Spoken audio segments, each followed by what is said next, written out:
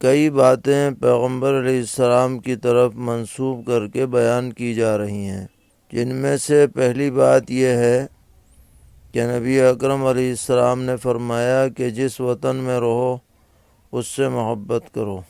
اور دوسری حدیث یہ بیان کی جا رہی ہے کہ حب الوطنی من الایمان، یعنی وطن سے محبت رکھنا ایمان کا حصہ ہے، اور تیسری حدیث یہ بیان کی جاتی ہے کہ مجھے ہندوستان سے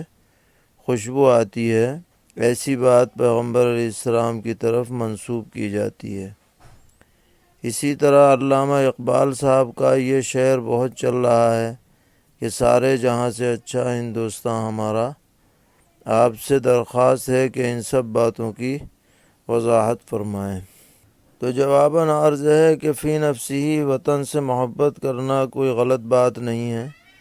خود نبی اکرم علیہ السلام نے اللہ تعالیٰ سے دعا مانگی تھی کہ میرے دل میں مدینہ منورہ کی محبت پیدا فرمائیے، جیسے آپ نے مکے کی محبت پیدا فرمائی تھی۔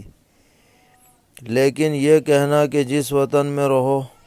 اس سے محبت کرو، اس طرح کی کوئی حدیث ان الفاظ کے ساتھ ہماری نظر سے نہیں گزری، اور شریعت کی نظر میں وطن کا تعلق اسی حد تک قابل قبول ہے کہ وہ کسی امر شرعی اور دین کے مخالف نہ ہو۔ اگر دین کی مخالفت لازم نہ آئے تو کسی جگہ سے یا وطن سے تعلق رکھنے میں اور اس کے ساتھ اپنی وابستگی رکھنے میں شرعاً کوئی حرج نہیں ہے، بس دین آڑے نہیں آنا چاہیے۔ اسی طریقے پر جو یہ کہا جاتا ہے کہ حب الوطنی من الایمان، یہ بھی حدیث قابل اعتبار نہیں ہے، بہت سے علماء نے اسے موضوع قرار دیا ہے۔ ان الفاظ کے ساتھ نبی اکرم علیہ السلام کی طرف اس کی نسبت درست نہیں ہے، اسے بالکل بیان نہیں کرنا چاہیے۔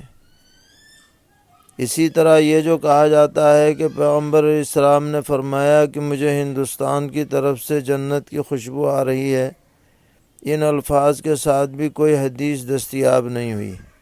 صرف سیدنا حضرت علی کرم اللہ تعالی وجہ کا ایک قول ہے کہ سب سے عمدہ خوشبو ہندوستانی خوشبو ہوتی ہے، اور اس کی وجہ یہ ہے کہ وہاں آدم علیہ السلام کو اتارا گیا اور ان کے ساتھ جنت کی خوشبو آئی تھی۔ اس سے عود ہندی مراد لیا ہے علماء نے۔ تو بہرحال یہ بھی حدیث نہیں ہے کہ ہندوستان کی طرف سے خوشبو آ رہی ہے۔ اور جہاں تک علامہ اقبال کے اس ترانے کی بات ہے کہ سارے جہاں سے اچھا ہندوستان ہمارا، یہ شاعرانہ مبالغہ آمیزی ہے، اور اس کا مقابلہ مکہ معظمہ، مدینہ منورہ اور دیگر مقامات مقدسہ سے نہیں ہے، بلکہ اپنے اعتبار سے ہمارے رہنے کے لیے یہ وطن اچھا ہے، اس کو اس میں بیان کیا گیا ہے۔ تو اسے پڑھ سکتے ہیں، کوئی اس کا پڑھنا منع نہیں ہے۔